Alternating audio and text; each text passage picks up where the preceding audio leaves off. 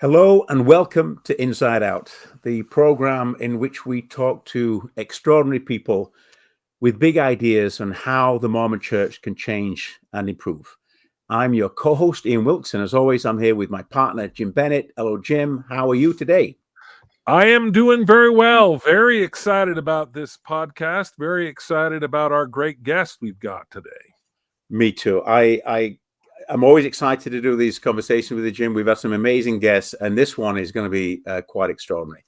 So, our guest today is a licensed mental health professional.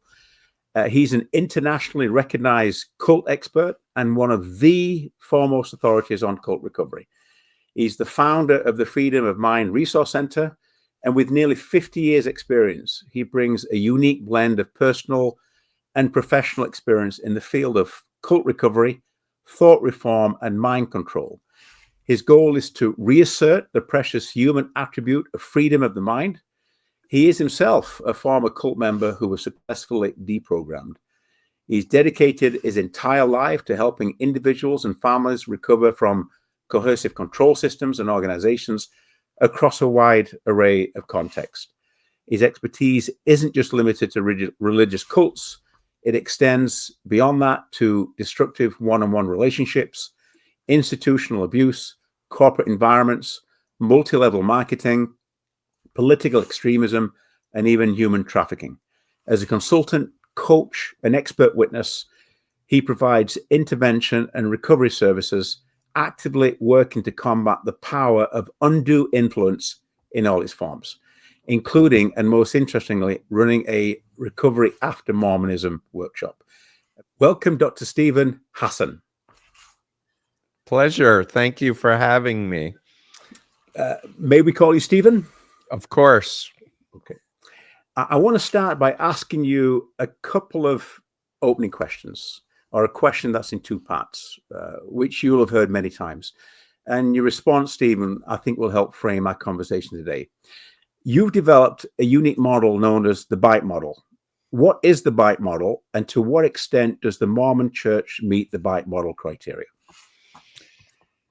So I appreciate jumping right in, and I kind of wish I could give you the backstory for how I developed the BITE model, if I may, and just say that indeed I was recruited into a front group of the Moonies cult in 1974 and got radicalized and dropped out of school and cut off and thought that Moon was the Messiah who was talking to God all the time, and then got deprogrammed after I nearly died in a van crash due to sleep deprivation.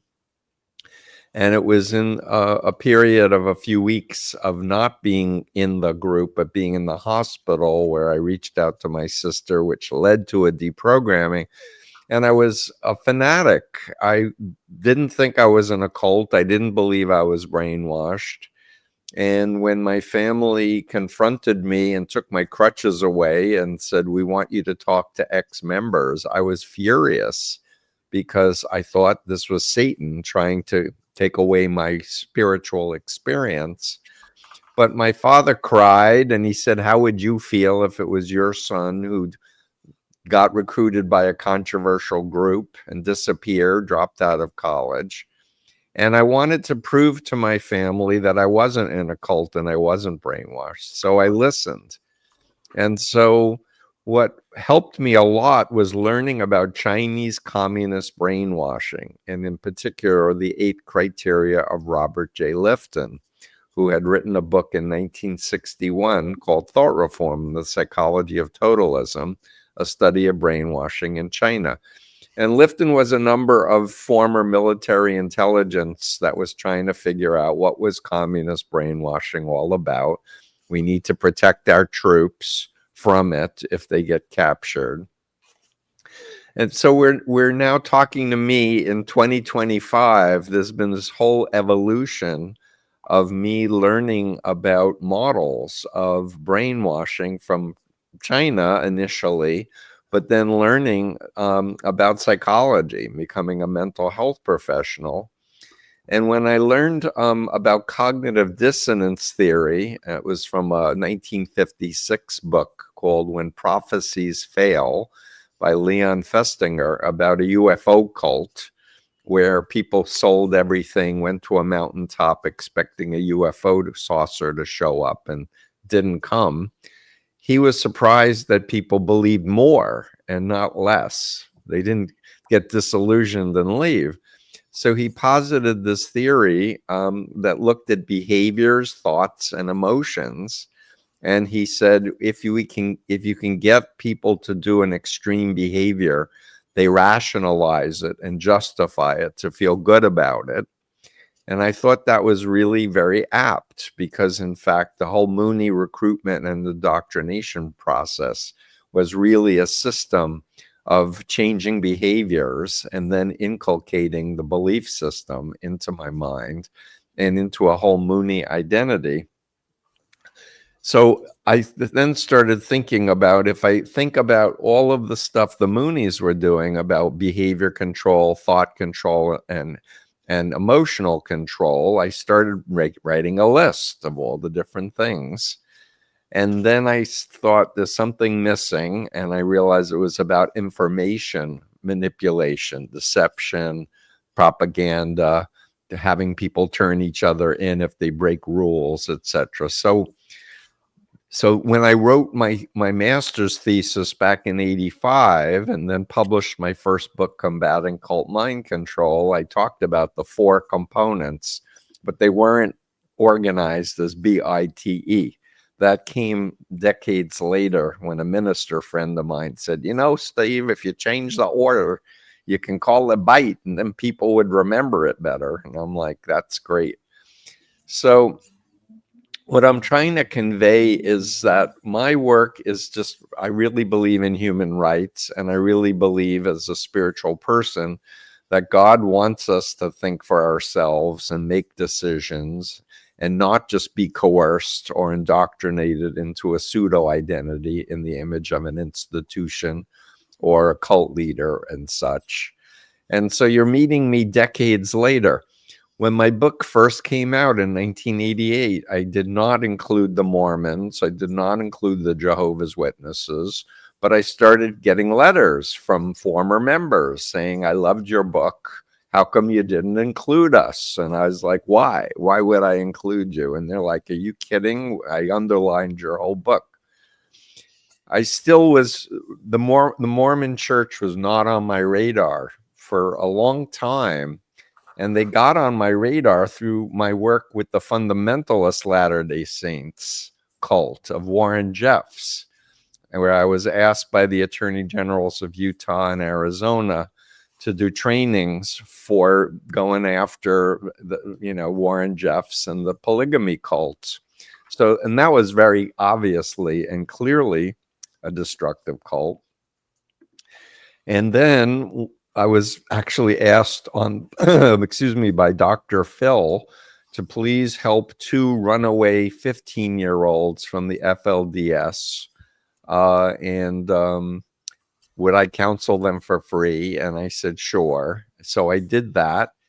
But what happened after that was I got an email from the Ex-Mormon Foundation saying, thank you for your work with FLDS. We would like to invite you to Salt Lake City to attend our conference so you can learn about the mainstream Mormon church. And I was like, really? And they're like, yeah, really. We'd like you to present your BITE model. And it was when my second book, Releasing the Bonds, first came out. It was the year 2000. So I went, and I'm teaching about behavior control, information, thought, and emotional control. And I had about 250 former Mormons bobbing heads while I'm lecturing, which was shocking, but that was interesting. And then there was a lecture right after mine by a former trainer at the, I guess, the Training Institute, the Missionary Training Institute.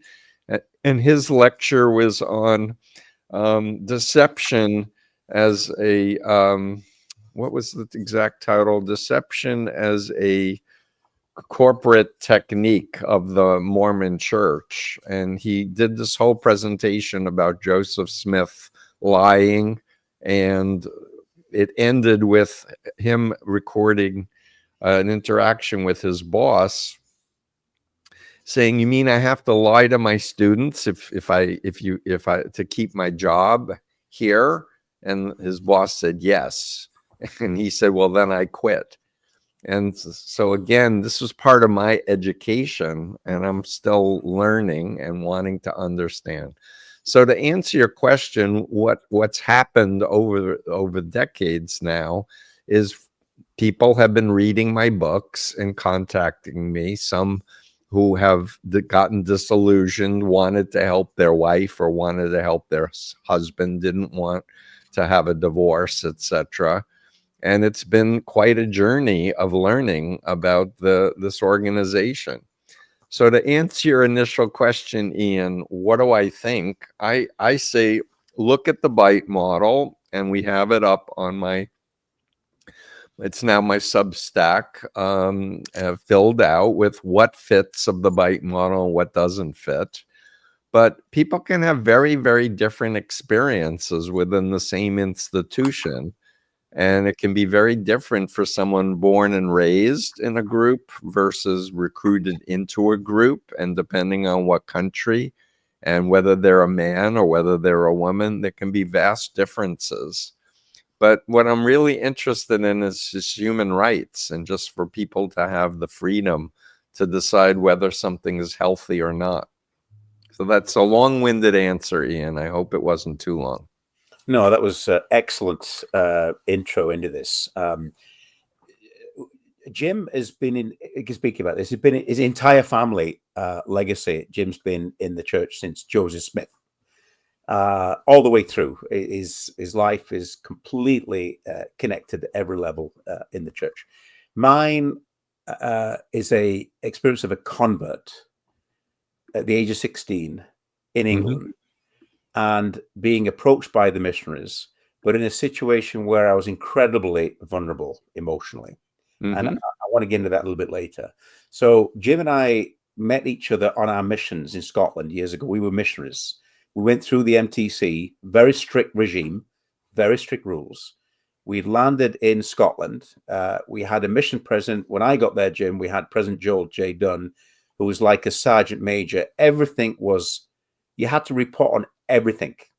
What time you woke up, you study, and you literally had to go from 1/2 an hour of whatever it is you're doing to the next one. And then you had a very strict regime throughout the day in order to find and convert people to the church. So the missionary training experience was very at a different level. If I go back before that, the temple experience. So I don't know how much you know about, Stephen, about the pre-1990 temple endowment experience. Yeah, I heard that it changed after my book came out, Combating Cult Mind Control, in '88. I heard that the secret temple rituals had been altered or something. I doubt it had anything to do with my book coming out, but you never know. You never know. But I do want to just comment that the training program for missionary work, the 2-year thing, seems to me to be the most extreme demonstration of the bite model, where people are having to have somebody with them, and as you were saying, everything is prescriptive and controlled, etc. Well, So again, it could be very different for different people in other parts of the church. Yes. Go ahead, Jim.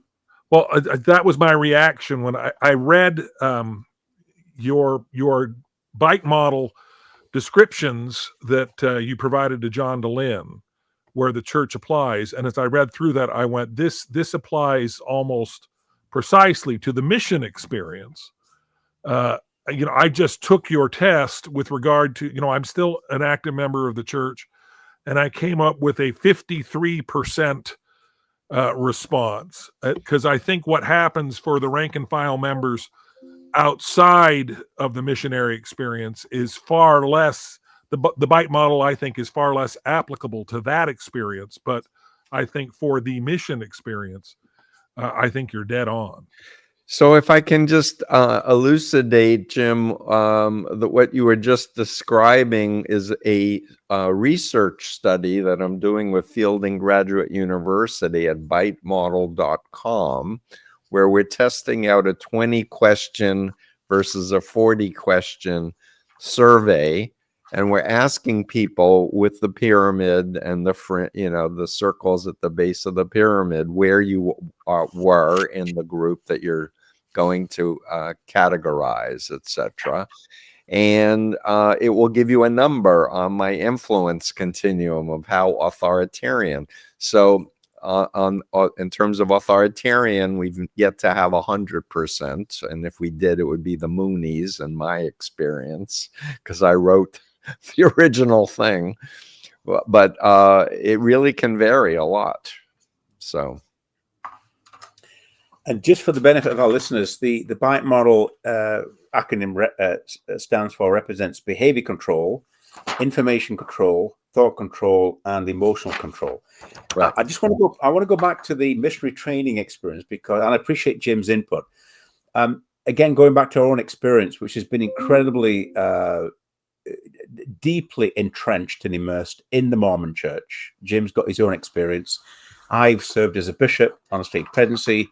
And so my experience, especially with the pre-1990 temple endowment, which was frightening, I had nightmares. It was the most shocking cult experience I've ever experienced. I remember being in the endowment in London, in the London Temple in England, and seeing all the people that I knew and loved and trusted, who had brought me into the church and kept me in the church, all there, doing the most strangest things, saying the most strangest things, wearing the most strangest things that I have never experienced. And I was absolutely terrified. It was the most frightening experience.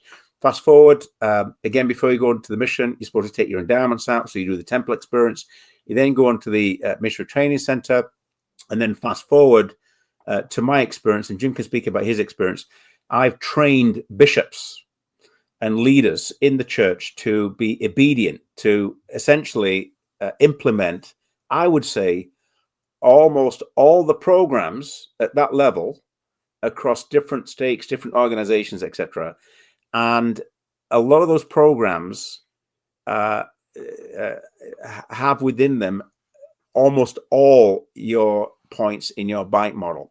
So I want to go back to a question about why you think the missionary training experience aligns more strongly with your BITE model. I'm a student, so I don't have the depth of your experience, Ian. So I want to learn from you. I am not I do not consider myself an expert on the Mormon Church. I'm an expert in the psychology of influence and association and all kinds of related fields. But I do want to comment that when you are a convert, and how old were you when you were recruited? I was 16. Right. So and so you were not even, your brain wasn't fully matured yet.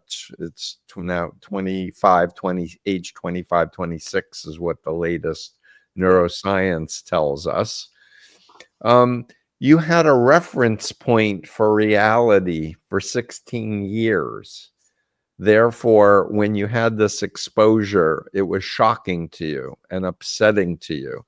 But when you're born into a system and you're trained to be obedient, and there's corporal punishment, etc.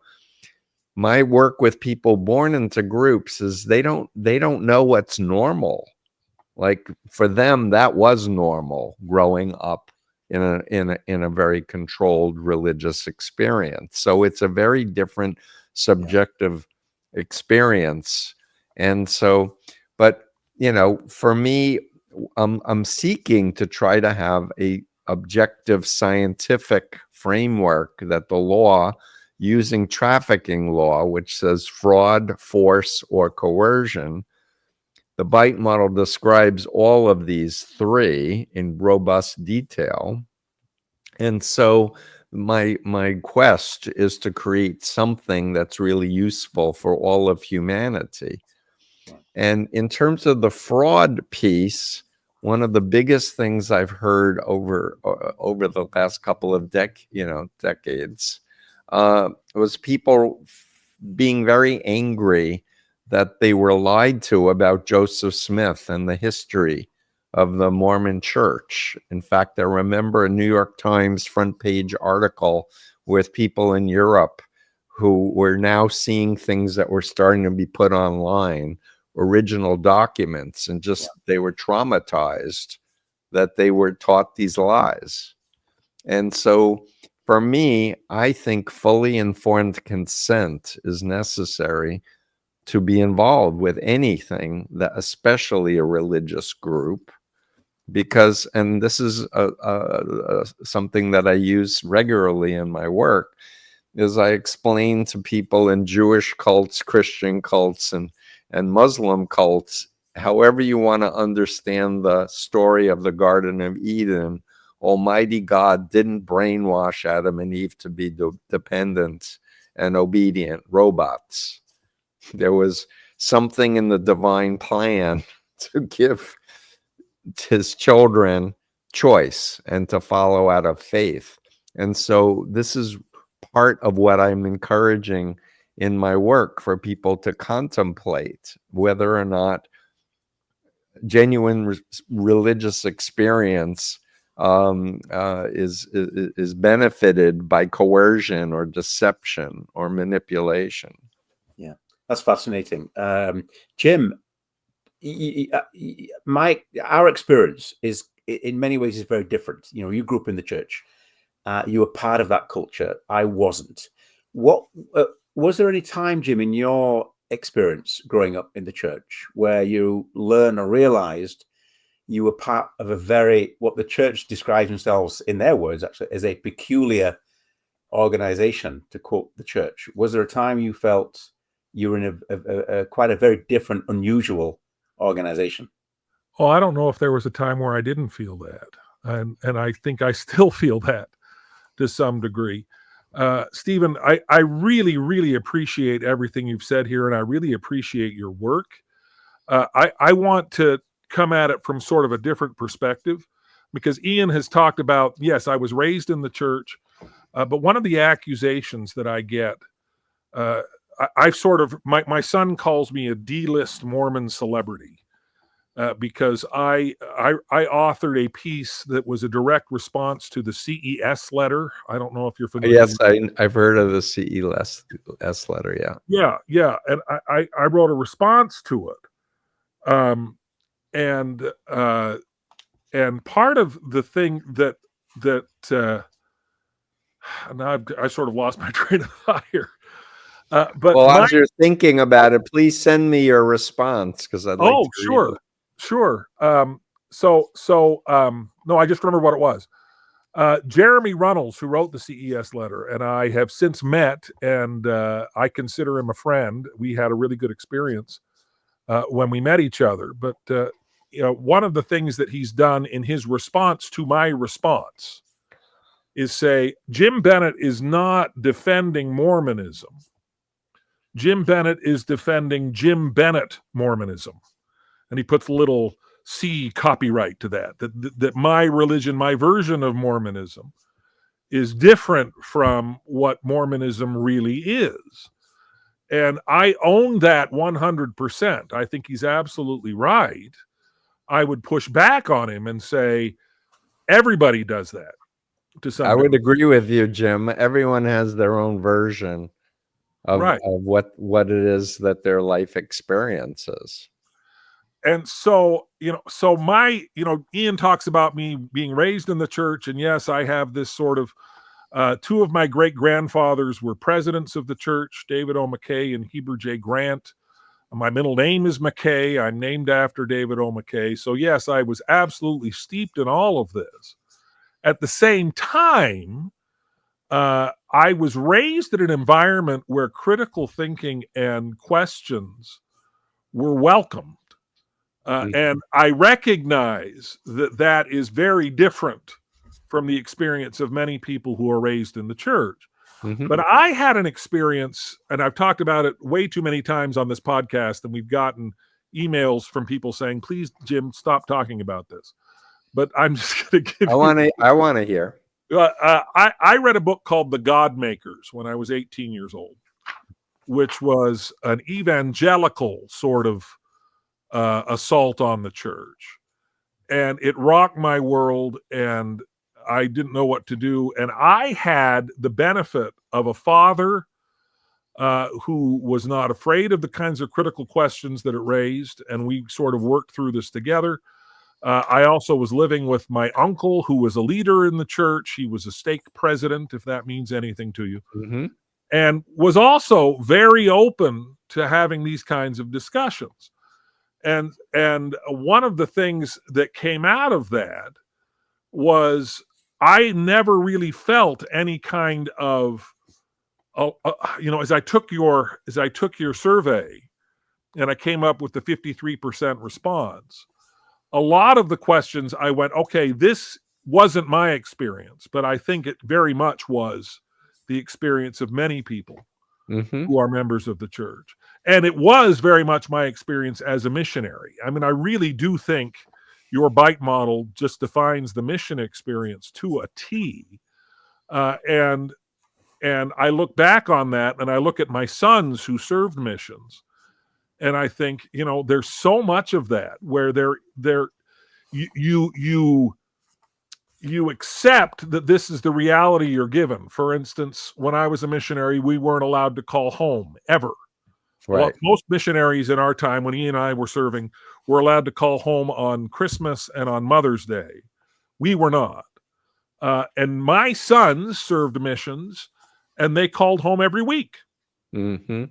And when I was a missionary, I just kind of went, well, there must be some, important godly reason for this restriction and for this isolation that I just don't understand. And then as I get older and I have these sons that are serving missions, I went, oh, no, there wasn't. There was absolutely no reason for this. And I think you're right on the money when you talk about the people who are so disillusioned from the church when they find out the church has been withholding information from them. Because in my response to the CES letter, I sort of address the doctrinal and historical problems.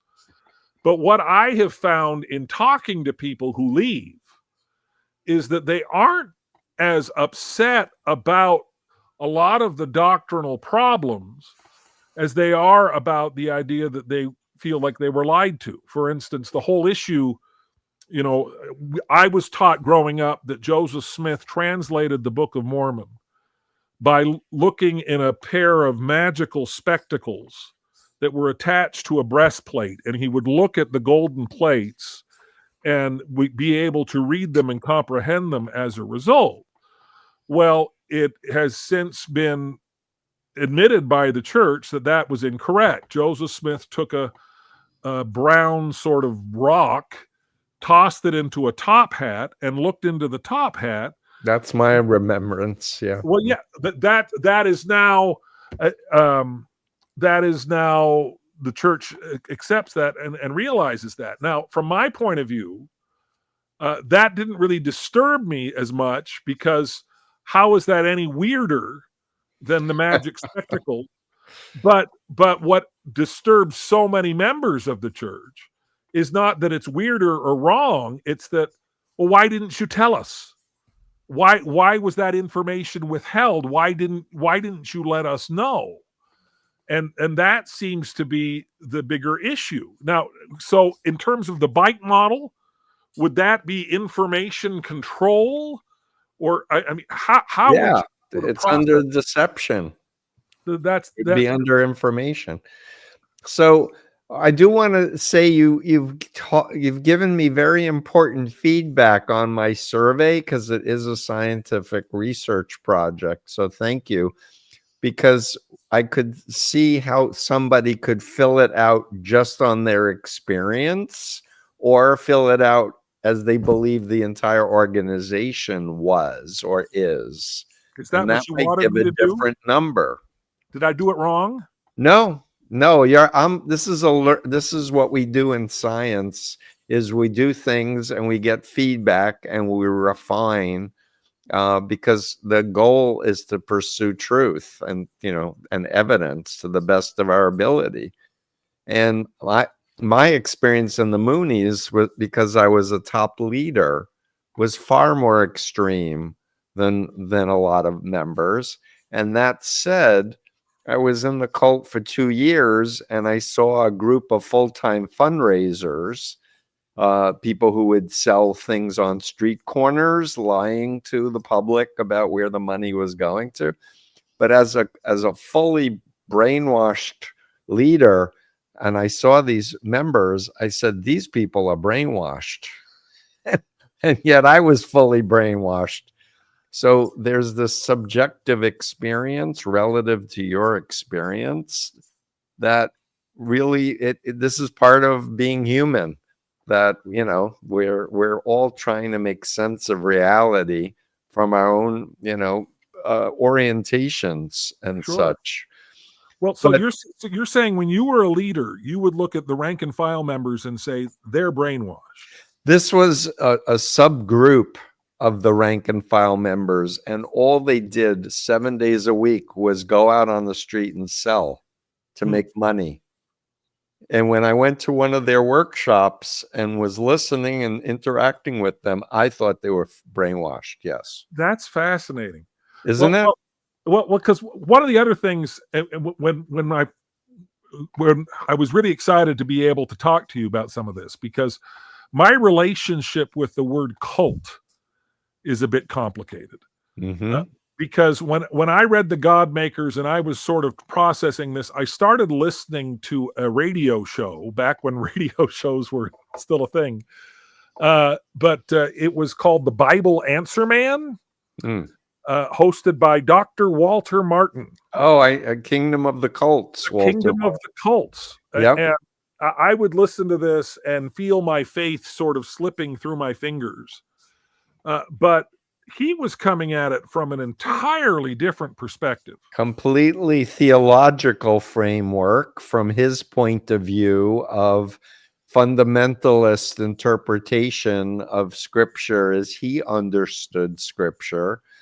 But what I've come to learn, because I've been hanging out with a lot of theologians, because I'm a lifelong learner. I love to meet people with different experiences and knowledge bases, is that a lot of the New Testament, a lot of the translations are incorrect from the Hebrew and the Greek and the Aramaic. So, but yes, I have his book, Martin's book, and my framework is Chinese communist brainwashing and modern social psychology and neuroscience.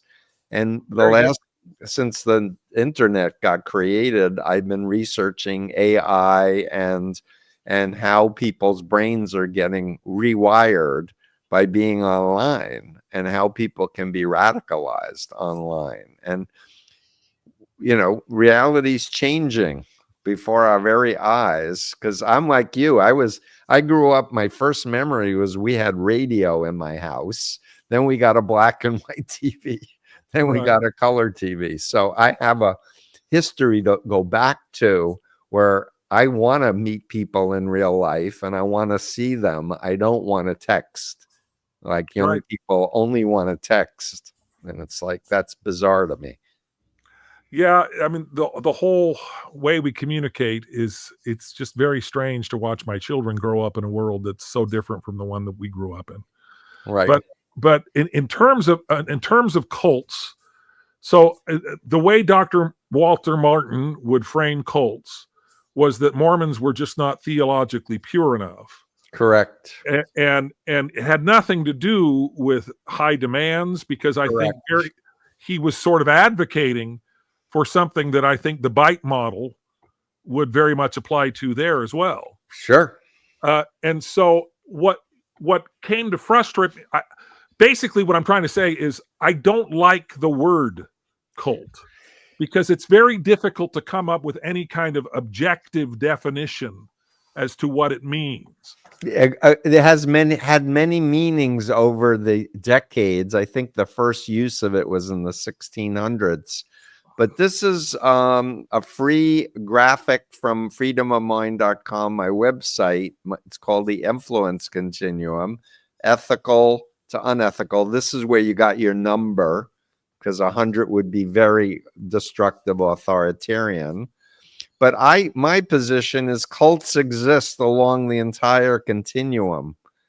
There are people who are like Rocky Horror Picture Show cult members, or I'm in a book called The Cult of Mac, because when I started computers, I only was using Apple products, or I'm a scuba diver, etc. So for me, I'm trying to neutralize just the pejorative use of cult, and I'm trying to use the adjective destructive or authoritarian cult for the problematic groups that undermine people's human rights.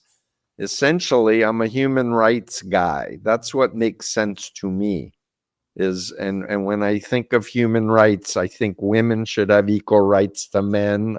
I believe that gay people should have equal rights to heterosexuals. I believe indigenous people should have equal rights to the colonializers that took them over and indoctrinated them. But you can say, Steve, you're just a liberal. Okay, guilty. This is my belief system. Well, this is where I get into trouble in the church, is that, so not only do I have these church leaders in my background, my father is former senator, or he's passed away, the late Robert F. Bennett, former senator from the state of Utah for 3 terms. And my grandfather was a former senator from Utah for 4 terms. And hardcore Republicans all the way down the line. And my father had a stroke in 2016. He was already suffering from pancreatic cancer and had a terminal diagnosis. I'm sorry. Well, thank you. He passed away in 2016. He passed away about 9 years ago. But we all gathered around his bedside at the time that right after he had his stroke. And he was George Washington University Hospital in Washington, D.C. And he turned to me and he looked at me and he said, "Are there any Muslims in this hospital?" Which I thought was a really bizarre question. I thought it was the stroke talking. And I said, "I'm sure there are, Dad." And he says, "I want to apologize to every one of them on behalf of the Republican Party for Donald Trump." And I ended up telling that story on MSNBC to Lawrence O'Donnell and Andrea Mitchell. That made it into the Wall Street Journal. But what it's done is made me, to some degree, an outcast within the church, because Republican politics are so inextricably linked to so much of the rank and file experience. And so I now find myself just getting all kinds of pushback. The people who hate me the most are my fellow church members, because I'm not nearly orthodox enough when it comes to politics. And so do you talk about the spectrum of the bite model.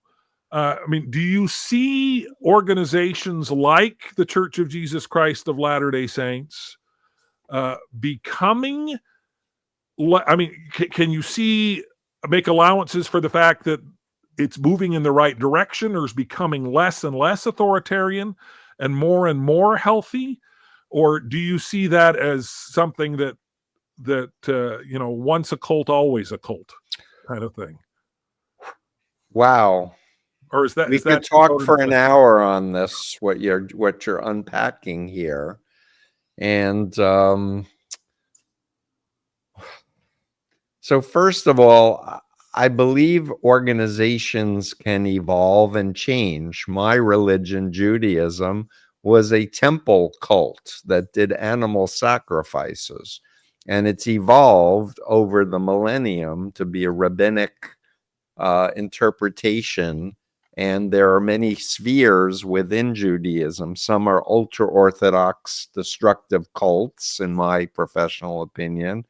and Reconstructionists, where they see Torah as metaphor and storytelling, etc. There's a very big range, but I do believe that religions should be honest about their history, and if their founder did things that were morally wrong or corrupt, they shouldn't own it and not try to cover it up. And that's where I hear from people who say that Joseph Smith had sex with underage girls. Now, of course, different culture, different times, lifespan was 30 years old, whatever. So there's lots of allowances for that. But I think a group should be honest. That said, I have problems, if I can be honest, with any pyramid structure group that claims to have a living prophet who's in touch with God and can tell everybody what God wants. God doesn't like black people one year and blacks are okay the next year. Or polygamy is in, but we want to be a state. Polygamy is now out. And for me, I don't know if you want to edit this out, but I wrote The Cult of Trump. And Sure. I grew up in Flushing, Queens, 1.3 miles from Donald Trump's childhood home. And I grew up as a New Yorker knowing that he was not a good man. So when my book agent and Simon & Schuster wanted me to do The Cult of Trump, all I knew was he was a malignant narcissist and a racist and a misogynist. But what I didn't understand was that there were authoritarian cults that were influencing Trump and that were bringing their millions of followers.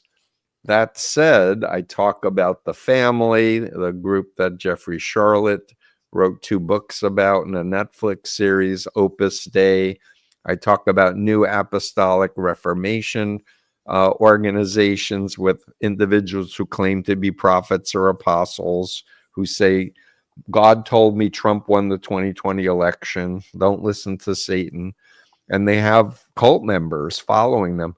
I look back and I did not include the Mormon Church, and I believe I should have, because I think the base of the Mormon Church is, like you were saying, Republican. Like, don't think twice. You got to vote Republican for anything. And backing Trump, and even turning on Mitt Romney when he voted for one article of impeachment in Trump's first impeachment. That shocked me. I live in Massachusetts, so Mitt Romney was the governor who was doing health care for us. Sure. And so when I saw Mitt Romney go against the Republican and vote for impeachment, I was like, wow, the guy has conscience. He has some integrity. And then when I saw how horribly he was treated by Mormons, I was like, whoa, they're eating their own. Like, this was a presidential candidate. So, but in the end, this is a question I have for both of you guys, because this is something that's really very much on my mind. Is I'm aware that there's an extraordinary number of people in the FBI and the CIA and Homeland Security who are Mormons. And if they are swearing an oath to follow the Constitution, but they're also committed Mormons where they're sworn to follow the prophet, where's their allegiance? Is it really to the Constitution, or is it to the Mormon Church? And how do you tell? Yeah. That's a great question. My brain is firing on so many fronts here. Listen to you.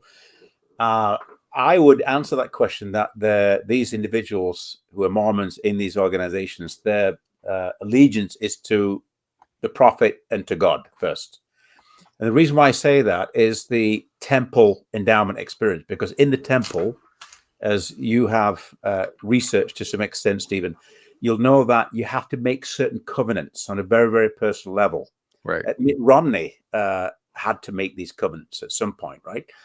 And so you covenant to give all that you have to the Church of Jesus Christ of Latter-day Saints, not God, but to the church. Mhm. All your materials, your time, and everything you've got as a sacrifice on the altar of God in the temple. Right. That's the most important priority of your life. Your time, your thoughts, your feelings, your family, your work, your tithing. People have described it, when you're so immersed at that level, they've described it as being church broke.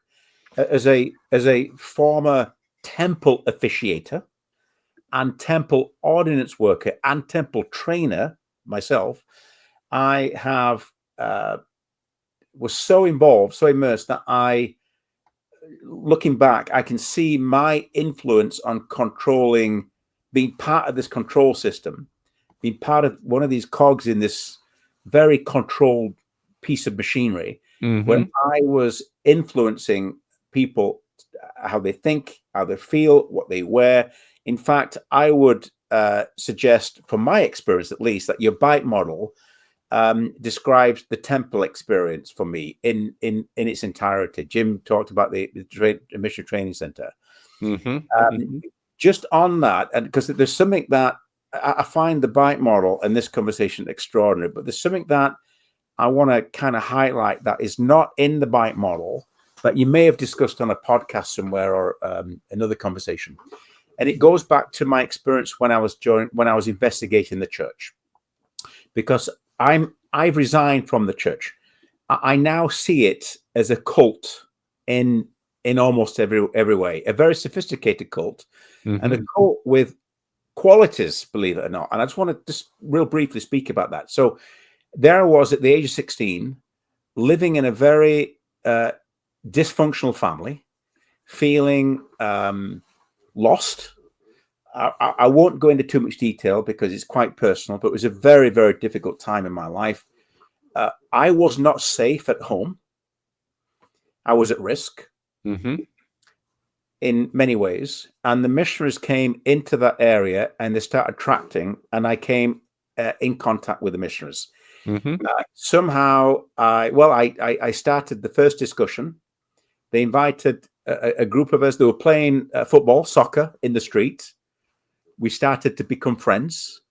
One was British, one was American. We played American baseball, Jim.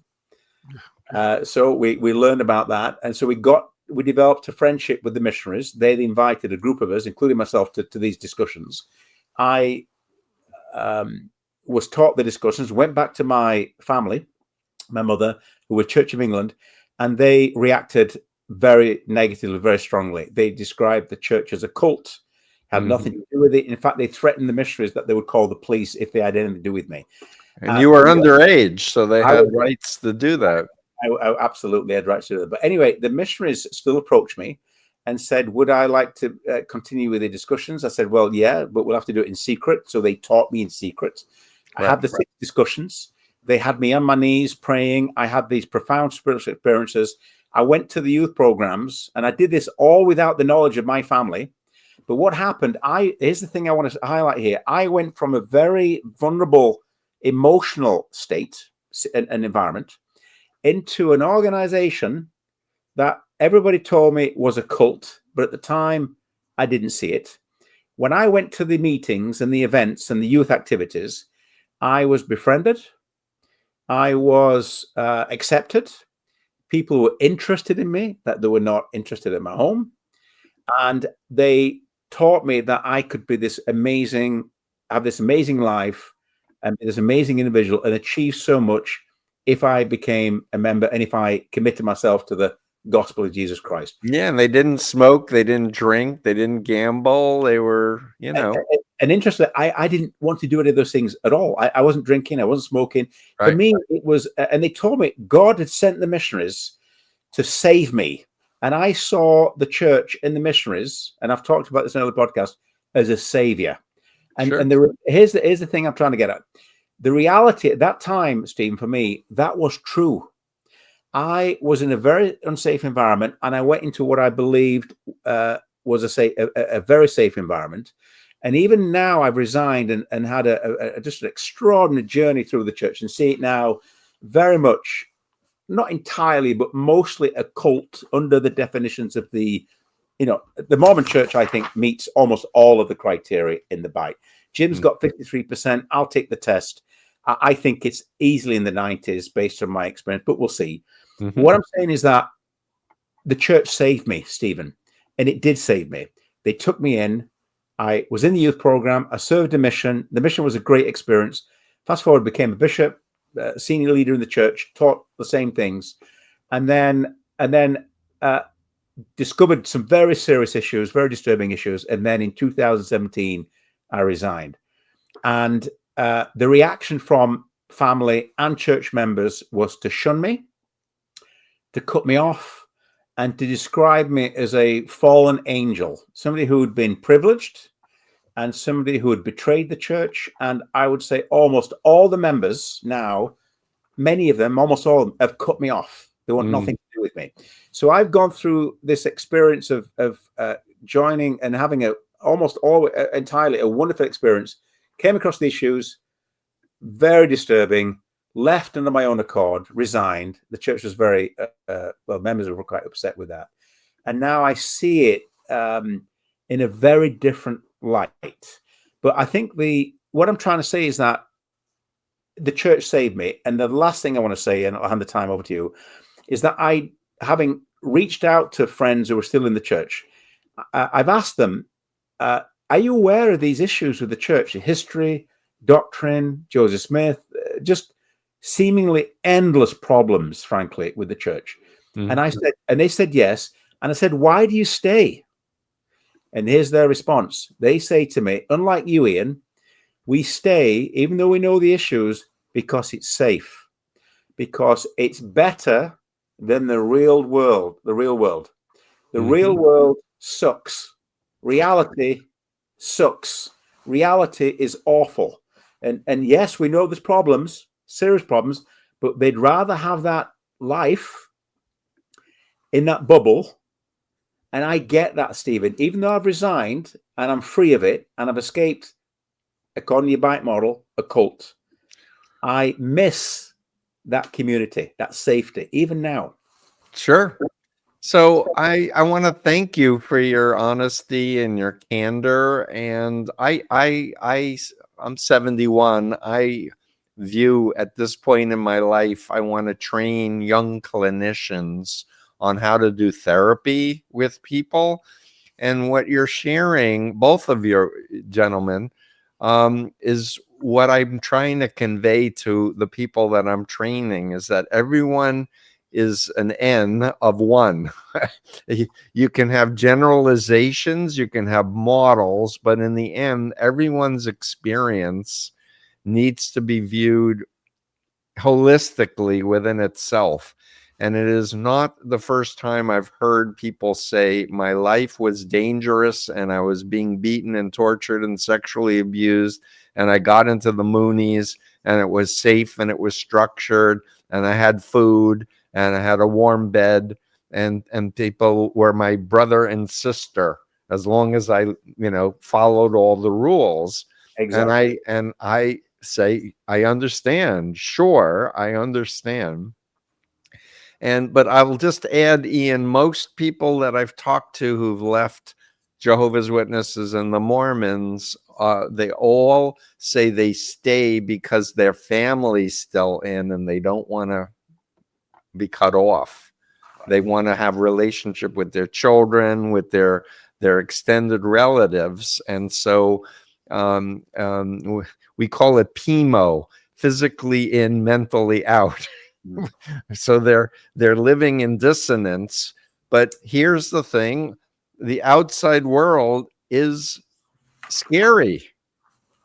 It just is. And if you think about, with my religious background, it's like it was very regimented and ritualized. But if you think about the scariness of chaos, to be able to say, we're gonna take Shabbat off. We're going to have it a day where we're going to be with family and we're going to worship God and we're going to eat good food and we're going to sleep and we're not going to work, and just like structuring reality that has real benefits, real pluses and such. And so all I can say is, as a therapist, people come to me because they're not functioning, they're not sleeping, they're having panic attacks, they don't know how to have an intimate relationship, they have trouble trusting. That's the universal problem with ex-members, is I don't know who to trust. I trusted my bishop, I trusted God, I trusted my prophet, now I don't trust anybody. We need to learn how to trust ourselves. And that's where my whole orientation is. I say it's your mind and only you should control it. And let's model what is healthy development. If you had a healthy family, what would you have felt? You would have felt safe, secure, loved. You would have been fed, you would have been clothed, and your parents would have done developmentally appropriate parenting aimed at helping you become an independent adult, not being a clone of your parents and doing what they believe and following the religion they believed in, but you finding your own path.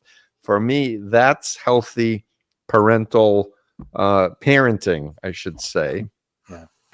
And when you say, you know, I miss it, I miss the structure, I miss feeling special, I miss the titles. I mean, I was 19 when I was recruited. My vulnerability was my girlfriend dumped me, and I was at Queens College, and 3 women flirted with me and lied and said they were students, and they weren't, and they said they weren't in a religious group, and they were, on and on and on.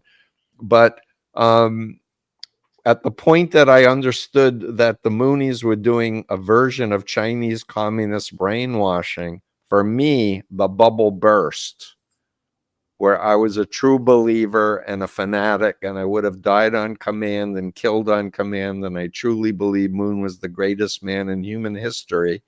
Once the bubble burst, I couldn't pretend anymore.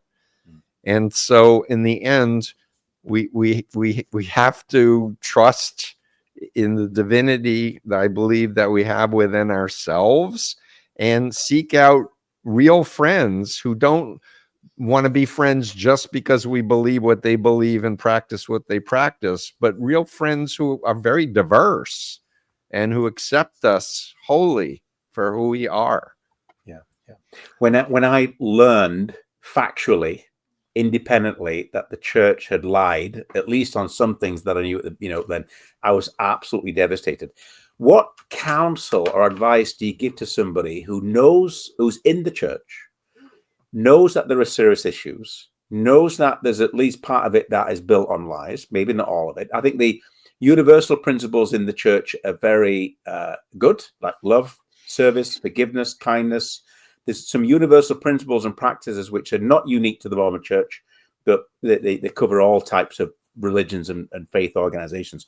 But what advice or counsel to give somebody who's in the church, wants to stay in it for the reason that he talked about, because they've got the family and the kids and they're on missions, and there's no way they can tear that away and rip that up, but they know there's issues? Do you counsel them to stay, or do you say, be true to yourself?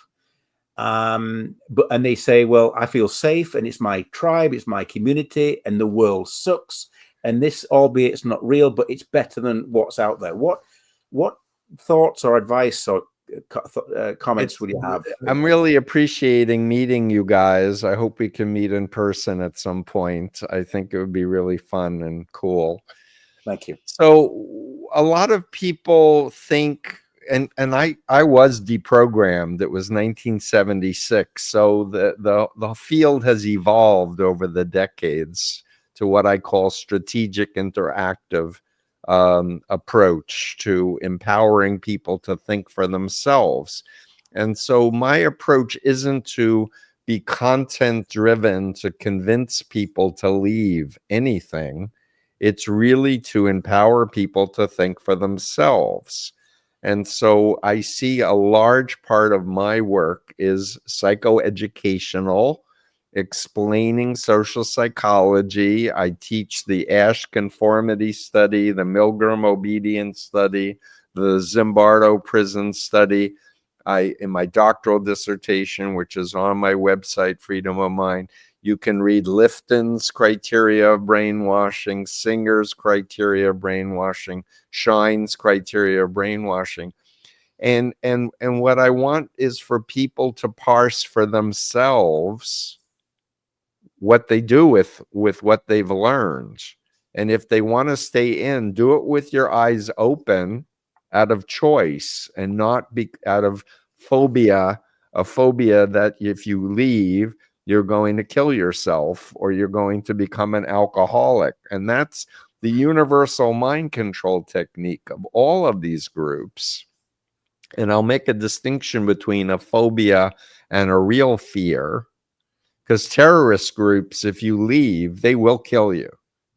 You know, if they know where you are and you haven't joined the witness protection program, they will hunt you down and kill you. That's not a phobia. For me, I was taken to see the Exorcist movie in 1974 as a Moonie, brought up to Tarrytown to hear the Messiah give a lecture how God made this movie, and this movie is a prophecy of what would happen to us if we left the Unification Church. Oh my goodness. So for me, that was the moment where I could say, I stopped thinking because I was so afraid. Any doubt wasn't me. It was a demon. And I didn't believe in demons before the Moonies. But that movie and that whole sleep deprivation and that whole indoctrination, I was afraid of demons. So I was taught thought stopping. I was sleeping 3 to 4 hours a night. And I was considered the model Moonie by Moon. I was held up as the person everyone should follow because whatever he told me to do, I would do it blindly. That's extraordinary. I have a specific question. We're coming up to the end of a podcast, and I want to give Jim some time and then give you for your closing remarks. I could listen to you all day, Stephen. I think you were the most remarkable individuals I've ever had the opportunity to meet. Well, thank you. So grateful. I really could listen to you all day. It's connecting with me on so many levels. This is quite specific, and I've got so many of these types of questions. In our church, and we don't talk about it, but there's a big emphasis on repetition. Okay. And in the temple, in the Mormon temple, there's a lot of repetition. You have to repeat things 3 times. You're told what to do, where to sit, what to say, the specific words, very carefully choreographed words, right? Even outside the temple, there's a lot of repetition. When I listen to Trump, and I don't want to get too political here, I hear him literally repeat himself within the space of a minute. I've observed it. And I see that with certain people in politics. What's the relationship between repetition and mind control? Because I felt that has had a big impact on me personally. Jim and I haven't talked about this, I don't think, but I think this has had a huge, this is what kept me in, is just repeating over and over and over again until, and even the leaders will say, repeat your testimony in your own mind over and over until you get a testimony that this is the only true church upon the face of the earth. The gaining of a testimony is in repeating it over and over. Could you comment on that from your experience? Absolutely. So we're learning organisms. You know, we learn through association, through experience. And so when something's repeated over and over again, it's programming. And if you can get a person to do it to themselves, it's even more powerful than doing it to someone. And if you can do it to a third party, which is what the missionary program is all about, and you can recruit and indoctrinate new people, it's even more convincing to you that it's really true. And what we now know through neuroscience is fascinating. I just finished a book by Emily Falk, Falk, called What We Value. And she's doing fMRI research on what parts of the brain are lighting up as we're making decisions and we're making evaluations. And part of the research says that if you are given a lie over and over and over and over, the brain acts as if it's true. Extraordinary. Wow. Because evolutionarily, you don't hear the same thing over and over unless it is. But it's very interesting. We have a part of the brain that seeks to adapt to approval, to our social group. And that's where we see people online on cell phones in these information silos where they're getting reinforced into one worldview, which is why I say always, like, look at ground news. It tells you a news story from many perspectives. Read them and understand it's a story. Information can be tweaked. And you don't, and I tell people, this is part of the T of the bite model: beware any ideology that's black and white, us versus them, good versus evil, simple, because reality is complex. Yeah. Reality is robust in color. When somebody's telling you it's black and white and it's all or nothing, you're either this or you're that, I have an allergy. I just like, no. Thank you for answering that. Jim, any final thoughts, comments from your perspective? Well, two quick comments. One, you asked earlier about the idea of the oaths of the FBI and CIA agents that are members of the church, and do they conflict with the temple oaths? I remember I ran my father's final campaign. He lost that campaign to Mike Lee, of all people, which is just the biggest downgrade in Utah history as far as I'm concerned. But I agree. But we were filming a number of different ads. I think they were just online ads. And one of them, he started talking about the oath that he takes when his oath of office to sustain the Constitution. I don't even remember what the language is. I think it's similar to the presidential oath, but I don't know if it's identical. But he says, I consider that to be, what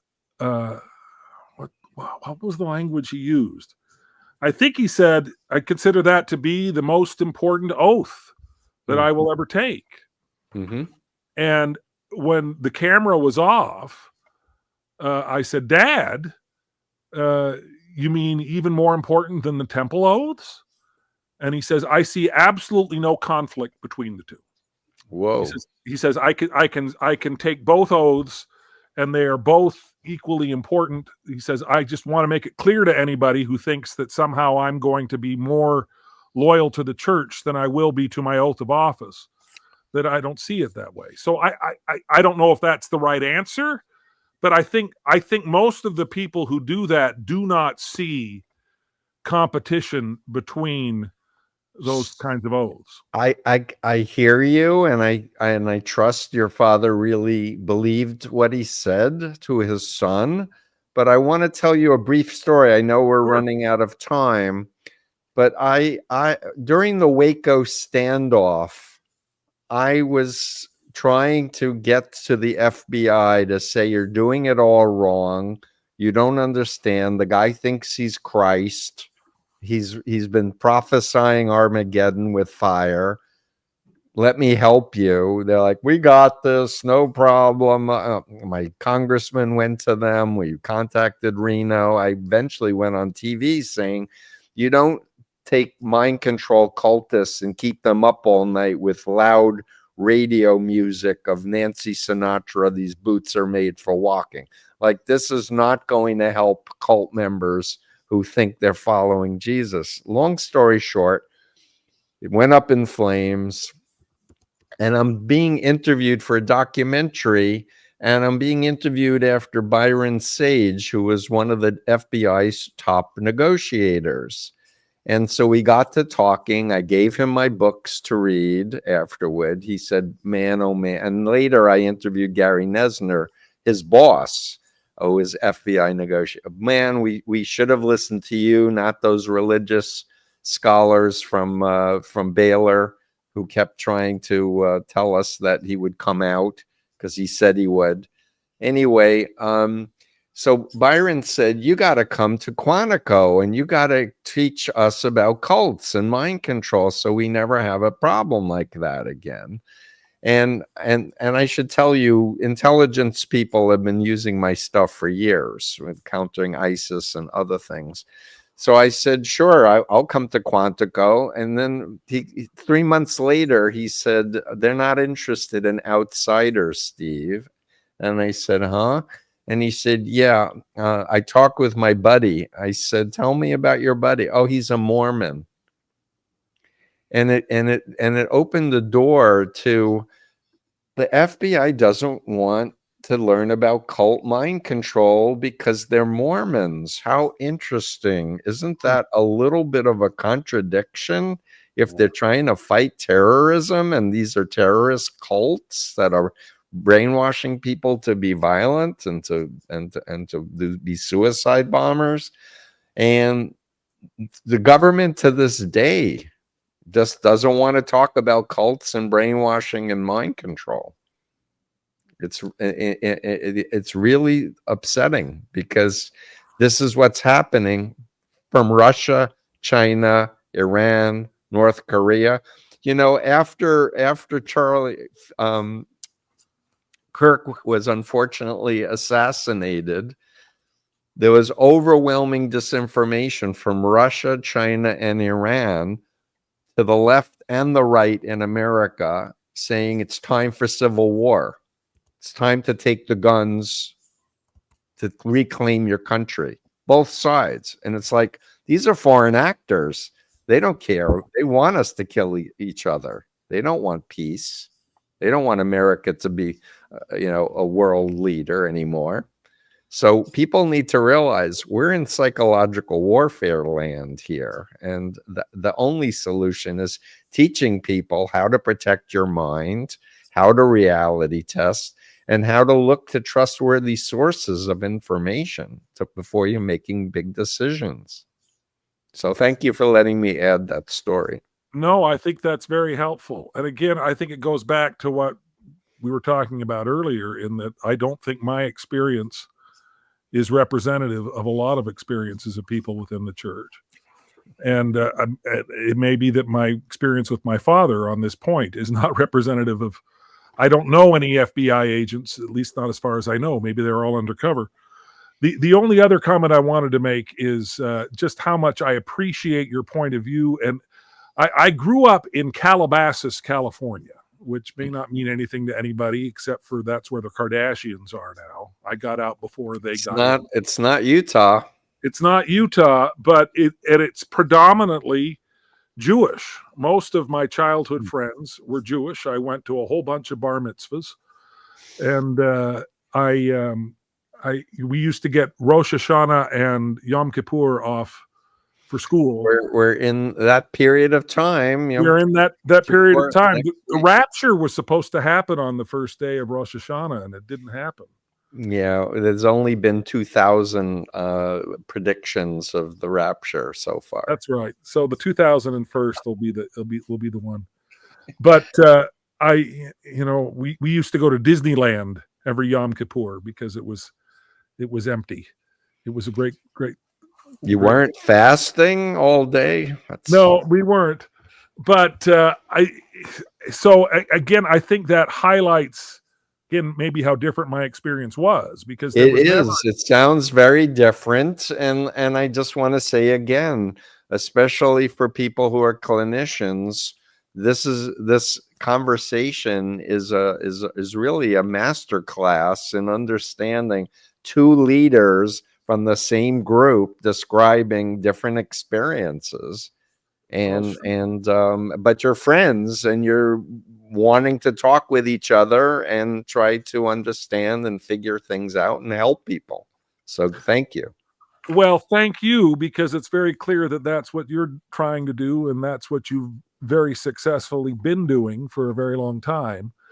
And I just words can't express how honored and grateful we are for you to share this time with us and to be able to share your wisdom and insight on this. And thank you. It will help people, because I think it's already helped me. So I'm very thank grateful for you. And I invite you to read The Cult of Trump and tell me what you think. I think that I nailed it. I think I nailed it, except I left out groups that should be in there, like Falun Gong. Their Epoch Times should have been in there, and Council for National Policy was another major group that I was unaware of until after the book came out.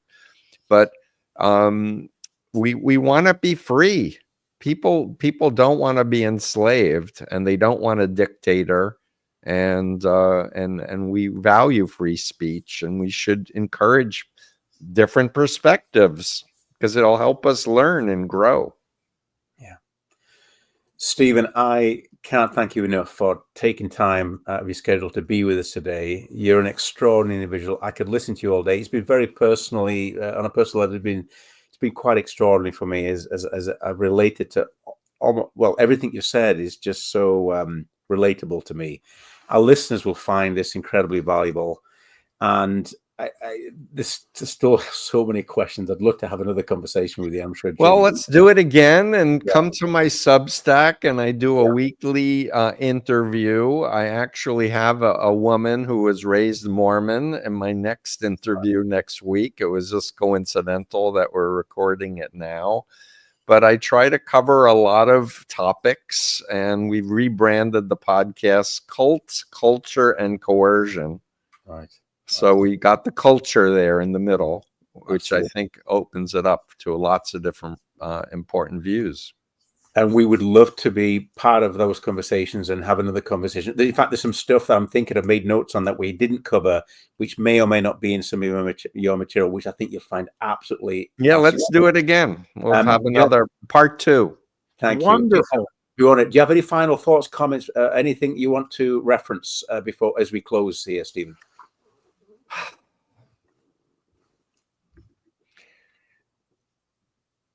I think people are fundamentally good.